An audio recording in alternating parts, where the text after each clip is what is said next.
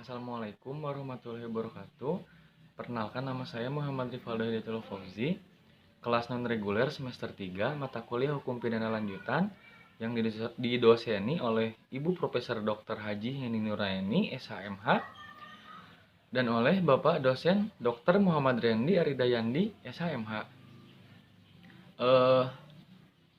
Di sini saya akan mereview pertemuan ke-15 Hukum Pidana Lanjutan, yaitu tentang resum materi dari bab 3, bab 4, dan bab 5. Bab 3 tentang perbarengan atau gabungan tindak pidana. Pengertian perbarengan gabungan tindak pidana konkursus atau semenlub dalam KUHP tidak ditemukan definisinya, tetapi dari rumusan pasal-pasalnya dapat disimpulkan: yang pertama, seseorang dengan satu perbuatan mengakibatkan beberapa aturan pidana dilanggar, atau seseorang dengan beberapa perbuatan mengakibatkan beberapa aturan pidana dilanggar. Contohnya, Dedi sedang ada di luar aula, sedangkan Agus berada di dalam aula. Agus marah karena buku biologinya diambil tanpa sepengetahuannya. Agus pun berniat melempar Dedi yang sedang ada di luar. Kalau Agus jadi melempar Dedi, maka akan ada aturan yang dilanggar oleh lebih dari satu. Yang pertama, Agus merusak kaca pasal 406. Yang kedua, Agus melakukan penganiayaan pasal 351. Dua di antara perbuatan-perbuatan tersebut, hakim belum pernah menjatuhkan putusan vonis yang telah mempunyai kekuatan hukum yang pasti dan tetap. Yang ketiga, jaksa penuntut umum dalam melakukan penuntutan perkara tersebut harus secara sekaligus dan bersamaan. Di antara ketiga pengertian tersebut, yang paling penting adalah yang pertama, karena menyangkut perbuatan. Pengaturan perbarengan atau gabungan tindak pidana diatur dalam buku 1 KUHP bab 4 sampai pasal 63 sampai 71. Sistem pemidanaan. Perbarengan peraturan konkursus idealis pasal 63 KUHP. Menurut pasal 63 KUHP ayat 1 digunakan sistem aborsi, yaitu hanya dikenakan dijatuhkan pidana pokok terberat. Sistem pemidanaan seperti ini dinamakan aborsi murni. Pidana yang tebat mengisap pidana yang ringan. Dalam konkursus idealis, perbuatan yang dimaksud adalah perbuatan jasmani material handling, yaitu perbuatan yang tidak dapat dipisah-pisahkan. Perbuatan berlanjut. Menurut pasal 64 ayat 1, pasal 64 ayat 2, pasal 64 ayat 3 merupakan ketentuan khusus dalam hal kejahatan-kejahatan ringan yang merupakan perbuatan berlanjut. Menurut FPT, syarat perbuatan berlanjut adalah: yang pertama, ada niat yang merupakan perbuatan yang terlarang. Yang kedua, di antara perbuatan tersebut dilakukan tidak terlalu lama. Tindak pidana yang dilakukan harus sejenis. Contoh kasus dalam perbuatan berlanjut yaitu seorang pembantu yang mencuri uang milik majikannya yang tersimpan di lemari berupa lembaran 10.000 yang berjumlah 1 juta. Uang tersebut tidak diambil pembantu secara sekaligus, melainkan setiap hari hanya 2 lembar saja, dan dia mengaku baru mencuri sebanyak 3 kali. Akan tetapi keburu ketahuan oleh majikannya. Untuk kasus ini hanya dikenakan satu pasal saja terhadap pembantu tersebut, yaitu pasal 362 KUHP. Bab 3 tentang perbarengan gabungan tindak pidana part 2. Pengaturan perbarengan gabungan tindak pidana diatur dalam buku 1 KUHP bab 4 pasal 63 sampai 71. Perbarengan perbuatan konkursus realis diatur dalam pasal 65 dan 71 KUHP. Konkursus realis berupa kejahatan yang diancam pidana pokok sejenis, yaitu terhadap kejahatan-kejahatan pasal 65, yaitu hanya dikenakan satu pidana dengan ketentuan bahwa jumlah pidana maksimum tidak boleh lebih dari maksimum pidana terberat ditambah sepertiganya. Aborsi yang dipertajam atau diperberat. Contoh: A melakukan 3 jenis kejahatan yang diancam pidana masing-masing 4 tahun, 5 tahun, dan 9 tahun. A melakukan 2 jenis kejahatan yang diancam 1 tahun dan 9 tahun. Dalam hal ini pidana yang dikenakan adalah 10 tahun dan bukan 9 tahun. Dikarenakan sepertiga kali 9 sama dengan 12, karena melebihi jumlah maksimum pidana untuk masing-masing kejahatan.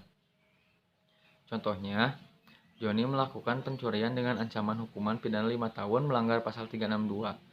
Dan Joni juga melakukan pemerkosaan melanggar pasal 285. Yang ancaman hukuman pidananya adalah 12 tahun. Serta Joni membunuh si korbannya melanggar pasal 338 KUHP. Dengan ancaman hukuman pidana 15 tahun terhadap perbuatan ini Joni dijatuhi hukuman pidana 15 tahun ditambah sepertiga dikali 15 sama dengan 20 tahun. Jadi Joni dijatuhi hukuman 20 tahun penjara. Bab 3 tentang perbarengan atau gabungan tindak pidana. Konkursus realis berupa kejahatan yang diancam pokok pidana sejenis, yaitu terhadap kejahatan ditambah kejahatan. Pasal 65 yaitu hanya dikenakan satu pidana dengan ketentuan bahwa jumlah pidananya tidak boleh lebih dari maksimum pidana terberat ditambah sepertiganya. Contoh, Dani seorang preman melakukan pemerasan terhadap seorang pedagang buah di Jalan Raya Cianjur. Tiap pedagang dipalak oleh Dani. Dani pastinya terkena pasal 368 ayat 1 KUHP, yaitu pemerasan dan pengancaman dengan ancaman hukuman penjara 9 tahun. Dani juga melakukan pemukulan terhadap seorang pedagang sehingga luka-luka dan terancam pidana hukuman pasal 360 ayat 1, hukumannya yaitu 1 tahun. Dalam hal ini pidana yang dikenakan adalah 10 tahun dan bukan 9 tahun. Tambah sepertiga kali 9 sama dengan 12 tahun. Karena melebihi jumlah maksimum pidana untuk masing-masing kejahatan. Jadi Dani dijatuhi hukuman 10 tahun penjara. Konkursus realis yang berupa kejahatan yang diancam pidana pokok tidak sejenis, yaitu berupa kejahatan ditambah pelanggaran. Konkursus realis, pelanggaran ditambah pelanggaran diatur dalam pasal 70 KUHP dengan sistem pemidanaan disebut kumulasi atau pidana sejenis, yaitu tiap pidana dijumlahkan. Contohnya, A melakukan 2 pelanggaran yang masing-masing diancam pidana kurungan 6 bulan dan 9 bulan. Maka seharusnya maksimum pidananya adalah 15 bulan. Tetapi menurut pasal 70 ayat 2, sistem kumulasi itu dibatasi sampai maksimum 1 tahun 4 bulan kurungan. Jadi apabila A melakukan 2 pelanggaran yang masing-masing diancam 9 bulan, maka untuk A dijatuhi pidana 18 bulan kurungan.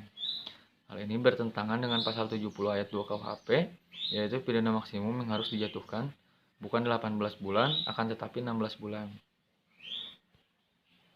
Bab 4 tentang pengulangan tindak pidana residip. Yang pertama, pengulangan tindak pidana residip. Residip adalah seseorang yang melakukan tindak pidana dan telah dijatuhi hukuman pidana dengan suatu putusan vonis dari hakim yang telah mempunyai kekuatan hukum yang tetap atau ingkrah. Putusan vonis hakim yang telah mempunyai kekuatan hukum yang tetap berupa pemidanaan tindak pidana sebelumnya, sedangkan dalam konkursus belum ada putusan vonis dari hakim. Residip adalah alasan untuk pemberatan pidana. Pembagian pengulangan residip. Yang pertama yaitu residip umum, yaitu semua pengulangan terhadap jenis tindakan pidana apapun dan dilakukan dalam waktu kapan saja. Yang kedua, residip khusus, yaitu tidak semua jenis pengulangan merupakan alasan pemberatan. Pemberatan pidana hanya dikenakan terhadap pengulangan yang dilakukan terhadap jenis tindak pidana tertentu dan dilakukan dalam tenggang waktu tertentu. Jenis residip inilah yang dikenal di dalam KUHP. Residip menurut KUHP adalah pengulangan atau residip tidak diatur secara umum dalam buku 1 KUHP tentang ketentuan umum.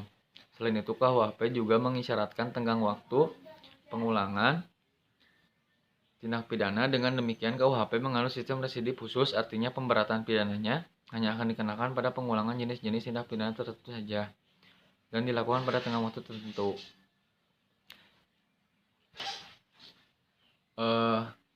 Residip kejahatan. Dengan dianutnya residip khusus, maka residip kejahatan menurut KUHP adalah kejahatan tertentu yang dibedakan dalam yang pertama, residip kejahatan tertentu sejenis diatur secara tersebar dalam buku 2 KUHP, yaitu di dalam pasal 137, 144, 155, 157, 161, 163, 208, 216, 303, 321, dan terakhir 393. Dalam residip kejahatan sejenis hanya ada 11 jenis kejahatan yang merupakan alasan pemberatan pidana. Syarat-syarat residip adalah yang pertama, kejahatan yang diulang harus sama atau sejenis dengan kejahatan yang terdahulu. Yang kedua, antara kejahatan yang terdahulu dengan kejahatan yang diulang harus sudah ada keputusan hakim yang berupa keputusan yang tetap atau ingkrah. Pelaku kejahatan dalam menjalankan kejahatan harus merupakan pencaharian, yaitu khusus untuk pasal 22, 303, dan 393, syarat itu tidak ada. Yang keempat, pengulangannya dilakukan dalam tenggang waktu tertentu yang disebutkan. Lalu, tidak mungkin ada residip apabila keputusan hakim tidak berupa pemidanaan, melainkan pembebasan dari segala tuntutan dan pelepasan dari segala tuntutan. Keputusan vonis hakim masih dapat berubah dengan adanya upaya hukum yang berlaku, yaitu banding dan kasasi. Keputusan hakim yang berupa penetapan, misalnya, keputusan yang menyatakan tidak berwenangnya hakim untuk memeriksa perkara tersebut. Keputusan tentang tidak diterimanya tuntutan jaksa karena terdakwa tidak melakukan kesalahan. Yang perlu diperhatikan adalah bahwa saat pengulangan dihitung sejak adanya putusan hakim yang berkekuatan tetap. Residip pelanggaran diatur dalam buku 3 KUHP, yaitu ada 14 jenis pelanggaran yang merupakan alasan pemberatan. Yaitu yang pertama di dalam pasal 489, pasal 492, pasal 459, pasal 501, pasal 512, pasal 516, dan pasal 517, pasal 530, pasal 536, pasal 540, pasal 541, pasal 544, pasal 545, dan terakhir di dalam pasal 549. Syarat-syarat residip pelanggaran. Yang pertama, pelanggaran yang dilakukan harus sama atau sejenis. Yang kedua, harus ada putusan hakim yang berupa pemidanaan yang telah mempunyai kekuatan hukum yang tetap untuk pelanggaran yang terdahulu. Tenggang waktu pengulangannya belum lewat 1 atau 2 tahun sejak adanya putusan pemidanaan yang telah mempunyai kekuatan hukum yang tetap. Residip di luar KUHP. Yang pertama, residip kejahatan terdapat dalam beberapa tindak pidana khusus seperti narkoba dan lain-lain. Untuk pengulangannya, yaitu umumnya mendapat pemberatan apabila sanksi pidananya berupa pidana penjara, maka pemberatannya ditambah 1/3. Untuk sanksi pidana yang berupa denda, maka pemberatannya dikali 2. Residip pelanggaran di luar KUHP terdapat dalam Undang-Undang Nomor 14 Tahun 92 dengan ketentuan persyaratannya, yaitu tenggang waktu pengulangan beragam, yaitu ada yang 1 tahun dan ada yang 2 tahun. Untuk pemberatannya ada yang ditambah 1/2, 1/3, dan ada yang dilipat gandakan menjadi 2. Bab 5 tentang alasan hapusnya kewenangan menuntut dan menjalankan pidana. Alasan hapusnya kewenangan menuntut, tidak adanya pengaduan pada delik aduan. Yang kedua, nebis on idem. Yang ketiga, matinya terdakwa. Yang keempat, daluarsa. Yang kelima, penyelesaian di luar beracara. Yang keenam, adanya abolisi dan amnesti. Tidak adanya pengaduan pada delik aduan dalam buku 1 KUHP tidak pengaturan khusus tentang delik aduan, melainkan diatur dalam buku 2 KUHP tentang kejahatan, sedangkan dalam buku 3 tidak dikenal adanya delik aduan. Macam-macam delik aduan yaitu, yang pertama delik aduan mutlak atau absolut, yang kedua delik aduan relatif. Keistimewaan khususan delik aduan absolut. Yang pertama, dalam delik aduan absolut yang diadukan adalah peristiwa hukumnya. Yang kedua, dalam delik aduan absolut, pengaduannya tidak dapat dipisahkan. Artinya dengan adanya pengaduan berarti berlaku untuk semua pelaku kejahatan, walaupun tidak disebutkan satu per satu. Oleh karena itu, di dalam delik aduan yang absolut, pengaduan mutlak harus ada. Keistimewaan delik aduan relatif. Dalam delik aduan relatif yang diadukan adalah orang. Yang kedua, dalam delik aduan relatif, pengaduannya dapat dipisahkan. Lalu, siapakah yang berhak mengadu? Di dalam pasal 72 dan pasal 73 dapat disimpulkan bahwa yang berhak mengadu adalah orang atau mereka yang terkena kejahatan. Bab 5 tentang alasan gugurnya hak untuk melaksanakan hukuman. Daluarsa menjalankan pidana dihitung esok hari setelah putusan hakim vonis dijatuhkan. Jika terhukum melarikan diri selama masa hukuman, maka esok harinya mulai berlaku tenggang daluarsa itu. Lalu grasi. Grasi adalah tindakan pengampunan dari raja atau presiden yang merupakan kemurahan hati dari presiden yang berkuasa sehingga terhukum dapat menerima ataupun menolak grasi. Gerasi diatur dalam Undang-Undang Republik Indonesia Nomor 5 Tahun 2010 tentang perubahan atas Undang-Undang Nomor 22 Tahun 2002. Tujuan gerasi adalah sebagai koreksi atas keputusan pengadilan dapat dilakukan oleh terhukum atau hakim akibat hukum dari adanya gerasi, yaitu Presiden menolak permohonan gerasi berarti terhukum harus menjalankan hukuman sepenuhnya. Yang kedua, Presiden mengabulkan permohonan gerasi berarti terhukum tidak harus menjalankan hukuman seluruhnya.